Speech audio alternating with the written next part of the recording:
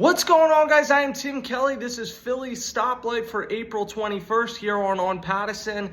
And the Phillies took 2 out of 3 from the Marlins over the weekend, but it didn't leave you with a great feeling, particularly how the final 2 games ended with struggles from the bullpen, which has been a continued theme throughout the first few weeks of this season.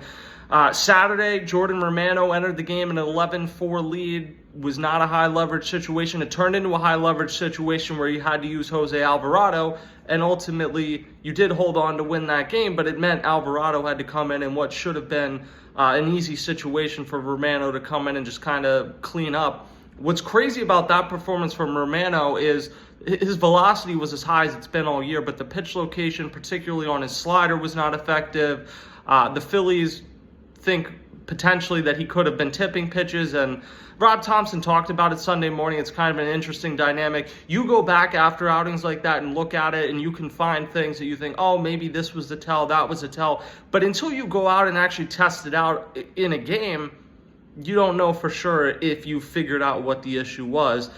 What's crazy is I don't get the sense necessarily that this next opportunity Jordan Romano is going to get is a 6th inning opportunity where you're up or down by 5+ runs. I think the next opportunity he could get is as soon as Monday against the Mets. Because of how the Phillies bullpen was used on Sunday, you're going to have a lot of guys not available. Orion Kerkering probably will be available. He had a blown save Sunday. In the 8th inning, comes in, gives up a 3-run home run. That I don't make too much of. He's been really good so far this season. Kind of stepped up after they lost both Hoffman and Estevez in the offseason. So he's been really good to this point. Don't make too much out of Orion Kerkering. And I would guess after not pitching Saturday, he'll be available again on Monday. You're in a weird spot, though, because Alvarado has now pitched back-to-back days. I get it's like less than 15 pitches combined, but it's still warming up and getting going. And he's somebody 2 years ago was on the IL twice with elbow injuries. I would almost never use him 3 days in a row, certainly not do it in April. So I think he's most likely down for Game 1. And then Matt Strahm had to come in and pitch again on Sunday as well. So you're just in a situation where the Phillies have done a good job managing it as best as they can with this bullpen so far in terms of not overtaxing these guys. But you have 3 relievers right now in Kerkering, Alvarado, and Strahm that you trust. And I still trust Kerkering even after one unfortunate outing. But you have 3 guys you really trust and then a bunch of uncertainty around them. And you've had the misfortune early in this season of playing so many games that were close. That's what makes Saturday's game kind of crushing, is that should have been a laugher, and instead that turned into a high leverage situation where you had to bring Alvarado in. But so many of your wins to this point, and even some of your losses, have been by 1 or 2 runs. And the thing that I think they're really lacking right now is a guy that can come in when you're down 1 or 2 runs and you're not trying to punt on the game, but you're also not winning, so you're not necessarily going to go to Alvarado, Strahm, or Kerkering, or if you do, you're kind of burning them for the next day. They lack that guy that can come in. Tanner Banks has not been great so far. Carlos Hernandez has really good stuff with little control. Jose Ruiz has struggled to this point. I'm still kind of perplexed on exactly what Joe Ross's role is on the team. So that's really what they lack. And you're so thin in the bullpen. And obviously I don't want to wish injury on anyone, but if one of those 3 went down or whatever the case is, somebody has to go on the paternity IL and you're gone for a few days, you're in a really rough situation because you're thin now, and you would be extremely thin if you lose one of those 3. And as you saw Sunday, the margin of error for one of those 3 where Kerkering and Strahm both kind of struggled, it's almost non-existent. So they are not in a good situation with their bullpen. I understand the hesitancy that the Phillies have with committing multiple years to relievers. You look around, like Devin Williams was a big pickup, wasn't a multi-year signing, but he was a trade. He's struggling right now for the Yankees. Trading for relievers, most relievers are a year-to-year proposition, and I get not wanting to commit big dollars, but when you take chances on guys like Jordan Romano coming off of a down year and some injury troubles, it's been really rough so far. Hernandez, Ruiz, Banks, like if one of those guys is your 8th reliever, that's fine, but to have all 3 of them I think you're thin in the bullpen, and it makes me wonder. Obviously, yes, what happens down the line? Does Ranger Suarez late in the season pitch out of the bullpen? Do the Phillies make a big trade in the summer? But it makes me happen. Is there something, just swapping a guy out? Could Max Lazar come up? Somebody like that, where you just get one fresh arm and somebody with options still that you can bring up into this bullpen, maybe at the expense of a guy like Hernandez. That'll be interesting to watch. So that's the negative from Sunday. The positive is that Jesús Luzardo continues to be incredible. He scattered 8 hits over 7 innings, but only 1 run, 7 strikeouts, and throughout the day yesterday, the Phillies did not have particularly good defense. There were a few spots where Jesús Luzardo had to get 4 or 5 outs in an inning because the defense behind him didn't pick him up. So he was excellent yesterday. He's got a 2.08 ERA after 5 starts, and his 1.3 WAR, this is Fangraph's calculation of WAR, his 1.3 WAR is now the top mark among all starting pitchers. He passed Paul Skeens, Chris Bassett, and Logan Webb, 3 really good pitchers.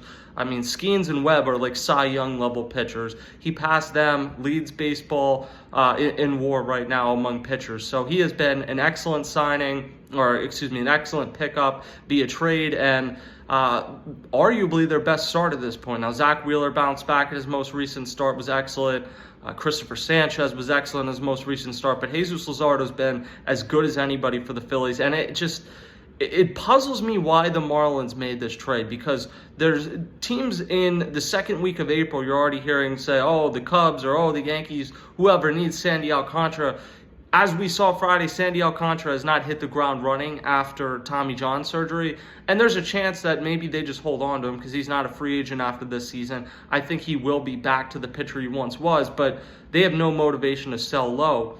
But they just did sell low with Jesús Luzardo over the offseason, and that's not to diminish the prospect Starlin Caba is, but can you imagine if Jesús Luzardo had this start to the season and was still in Miami? You'd be talking about at least giving up Justin Crawford to get a pitcher like this, if not somebody even above that. So I think the Phillies made out extremely well in this Luzardo trade. Whether he pitches for the Phillies beyond these 2 years or not, I think they made out really well, because you got another, I don't know if he's a number 1, but another number 2, number 3, certainly a guy that can start a playoff game for you, and you feel like the best is yet to come. And to kind of see it against the Marlins, even though the Phillies bullpen didn't ultimately hold on, it's kind of a reminder of, as it turned out, you fleeced them in the JT Realmuto trade. I was a big Sixto Sanchez guy. For a variety of reasons, did not work out, and you ended up with the best catcher you've had in your franchise's history. And we'll see with Starlin Caba, all the reports where he's an 80 grade fielder, but we don't know if he's going to hit yet. He's still at the lower levels of the minor leagues. The Phillies have other infielders. They have Trey Turner signed for a while. Aiden Miller's obviously not too far away from the majors, although I don't think it's going to be this year, but in the higher levels of the minor leagues. So that was maybe a luxury player. You traded him, and you got another really good starting pitcher, and I guess it's best not to try to make sense of what the Marlins do, but it is a puzzling one to me. Finally, the Phillies are going to begin a series tonight in Queens at Citi Field against the Mets. Big series, kind of determines early on who jumps out to first place in the NL East. Game 1 is going to be Aaron Nola against Tyler McGill. Nola, obviously, his struggles have been well documented, comes into this with 6.65 ERA, needs to limit home runs, certainly needs to limit walks, especially with people on base. Tyler McGill is a guy that I've liked his stuff for a while, and he's just never been able to stay healthy and put it together, but he's been great so far, a 1.40 ERA. So that's an interesting pitching matchup. Game 2, you have Christopher Sanchez coming off an excellent start. He's going to go for the Phillies against Griffin Canning, who actually the Braves acquired in the offseason for Jorge Soler, and then they non-tendered him. So basically they were just dumping Jorge Soler's salary on the Angels. They non-tendered Canning, and so far he's been pretty decent for the Mets, 3.43 ERA, so he'll pitch game 2 for them. And then Zach Wheeler, former Met, excellent start, 13 strikeouts, his most recent start. He's going to go against David Peterson, who's one of those guys I kind of like. I don't think he's an ace, but he's someone I can imagine pitching 160 innings for 5 or 6 years and having a really good stretch for the Mets. So that's 3 pretty good pitching matchups. As much as you had questions about the Mets starting going into the season, So far, it hasn't hurt them. Clay Holmes pitched pretty well yesterday, so will be interesting to see. Pete Alonso is out of the gates extremely hot for the Mets. I think the entire league made a mistake in their evaluation of him last year in free agency. He hit 34 home runs and 88 RBIs, and that was a down season, which shows you how high the standard is. He's still only 30. I think he has a big season this year, opts out, and then next year, when the qualifying offer isn't attached to him in free agency, he's going to do much better the second time around in free agency. And then obviously this will be the first time the Phillies see Juan Soto since he joined the Mets. Juan Soto certainly had their number early in his career with the Mets, and he had maybe a bit of a shaky start, but had a really nice game Sunday. And it's Juan Soto. This is one of the most talented hitters we've ever seen. So I feel pretty comfortable saying he's going to put it together. And this should be a fun series against the Mets. The Phillies are in a tough situation in Game 1 with their bullpen. Aaron Nola, they need a really good start out of, or maybe not a good start, and then you don't use your high leverage guys. But they're certainly not going to be favored in that first game the way things have gone recently. So that puts them at a disadvantage in this series. But got to find a way around that and get some wins. So lots to talk about with the Phillies. We will have continued coverage at onpattison.com. For now, I'm Tim Kelly. This is Phillies Stoplight. I will talk to you guys next time.